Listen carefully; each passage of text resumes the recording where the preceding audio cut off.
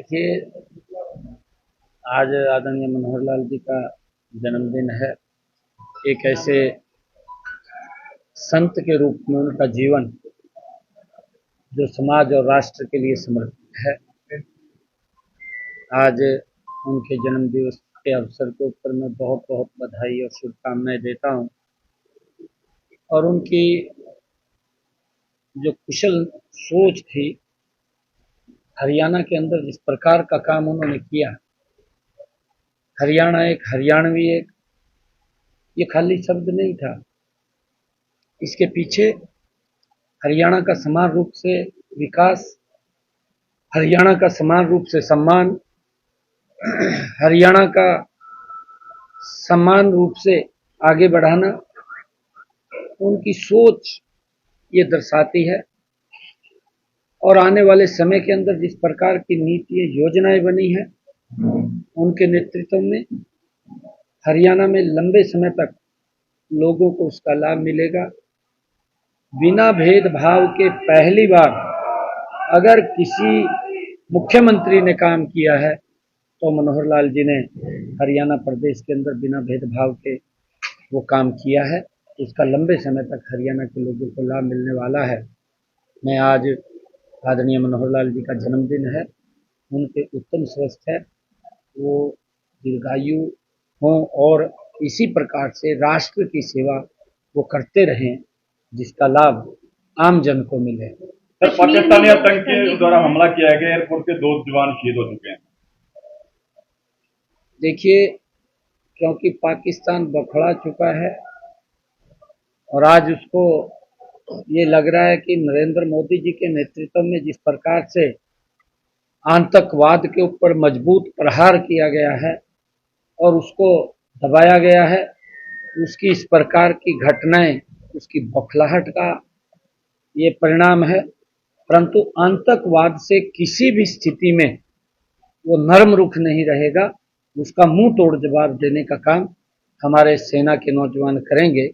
और दुर्भाग्यपूर्ण है इस प्रकार की वो घटनाएं को अंजाम दे करके वो किसी प्रकार का भी वो भय का वातावरण पैदा नहीं कर सकता, उसको अपने मुंह की खानी पड़ेगी।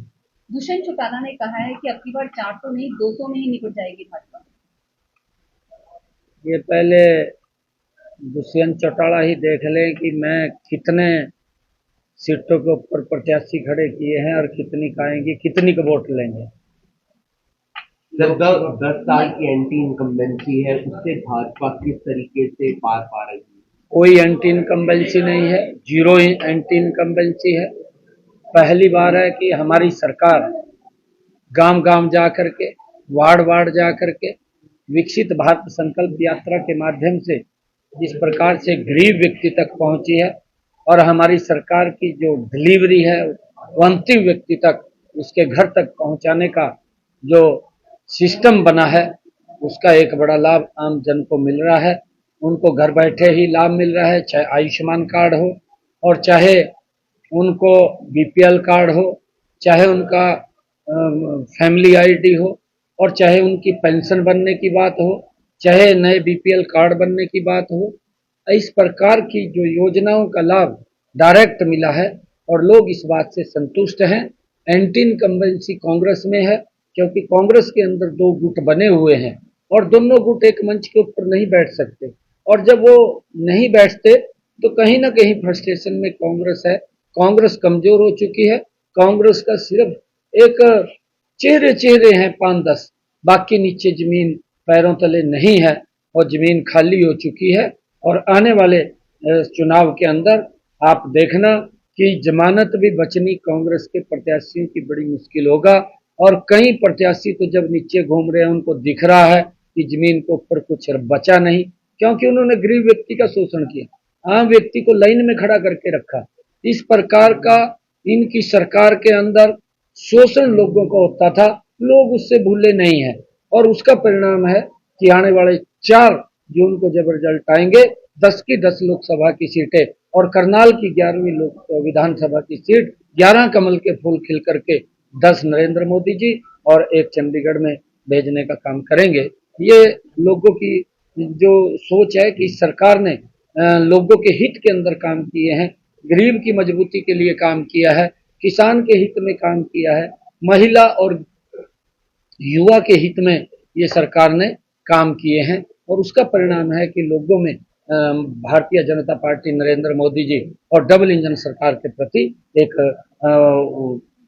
पॉजिटिव माहौल है और आने वाले समय के अंदर बड़े nomination मैंडेट कर रहे हैं। मराठा जी कह रहे हैं कि भाजपा और हुड्डा फ्रेंडली मैच खेल रहे हैं दिव्यांशु राजा को लेकर। देखिए, मैं तो अब इसके ऊपर कुछ कह नहीं सकता। मैंने कहा है कि कांग्रेस के लोग जिस प्रकार से उन्होंने प्रत्याशी उतारे हैं और नीचे उनको कोई जन समर्थन नहीं मिल रहा है और कई प्रत्याशी तो बीच में छोड़ करके भागने वाले हैं। इस प्रकार से राहुल गांधी अमेठी से भागा वायनाड से अब भाग लिया रायबरेली की तरफ। और जो पार्टी का मुखिया होता है और वो पार्टी का मुखिया वो कभी कहीं भागता है, कभी कहीं भागता है, भागने में लगा हुआ है। तो जब उसकी स्थिति ऐसी होगी तो कांग्रेस की नीचे स्थिति क्या होगी वो भी एक नामांकन सोचनी की क्या होगी। तैयारी कल भर रहे हैं? अच्छा, नामांकन के उत्साह है। आप देखना कल लोगों के अंदर जो जोश है, उत्साह है। भारी संख्या के अंदर करनाल विधानसभा से और करनाल लोकसभा से कार्यकर्ता बड़ी संख्या के अंदर आएंगे और यहाँ पर एक उत्साह के वातावरण के अंदर एक नॉमिनेशन फाइल वो करेंगे। सभी कार्यकर्ताओं में बड़ा जोश और उत्साह है और आप आम पब्लिक के अंदर भी, क्योंकि आने वाली 25 मई को एक बहुत बड़े मैंडेट के साथ मनोहर लाल जी यहाँ से नंबर 1 सीट जीत करके दिल्ली के अंदर नरेंद्र मोदी जी के पास जाएंगे और विधानसभा भी बड़े मैंडेट के साथ जीतेंगे। आजादी विरोध का कहना है कि पहले भी बहुत बार मुख्यमंत्री हारे हैं, तो मनोहर लाल का हारना कोई अलग बात नहीं है। कौन आजाद? आजादी विरोध लोकसभा भाई उन्होंने पूछ ले एक सिनेरियो भाई उन्होंने पूछ ले एक सिनेरियो बना है। कह दे भाई तेरे पर कितनी को वोट था, कह देता तो सर, अभी तक 4 बार ऐसा हुआ है जब कोई मुख्यमंत्री विधायक बनने के लिए चुनाव लड़ रहा है। ऐसा 4 बार हुआ है। बंसीलाल, ओम प्रकाश चौटाला, भूपेंद्र सिंह हुड्डा और अब नायब सिंह सैनी जो मुख्यमंत्री हैं और विधायक बनने के लिए चुनाव लड़ रहे हैं। तो इसको आप किस तरीके से देखते हैं? हालांकि हर बार वही जीते हैं जो चुनाव नहीं, देखिए ये लोकतंत्र की परंपरा है, हमारे लोकतंत्र की ये खूबसूरती है कि इसके ऊपर अगर कोई मुख्य पद के ऊपर आता है तो उसको 6 महीने के अंदर चुनाव लड़ना जरूरी होता है और उपचुनाव है, उसके अंदर पार्टी ने मुझे यहाँ से प्रत्याशी बनाया है और मैं लोगों का आशीर्वाद लेने के लिए करनाल में आया हूँ। मेरी अपेक्षा रहेगी कि लोगों की जो समस्याएं हैं, जो भी कोई बात है मेरे जो ध्यान में आएगी या जो मेरे ध्यान लाई जाएगी, उन सब कामों को प्राथमिकता के आधार पर पूरा करने का काम मैं करनाल के लोगों का करूंगा।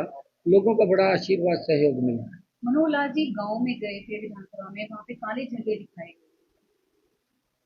देखिए, क्योंकि लोगों के अंदर मैंने कहा है कि किसानों के हित में जो काम हमारी सरकार ने किए हैं, किसान हमारा आदरणीय है।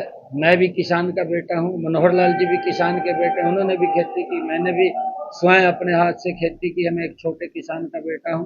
परंतु मुझे इतना ध्यान में है, मैं भी देखता हूँ कि जितने काम इन 10 वर्षों में नरेंद्र मोदी की सरकार ने और हमारी डबल इंजन की सरकार ने किसानों के हित में उठाए हैं, आज तक किसी सरकार ने इतने काम नहीं किए।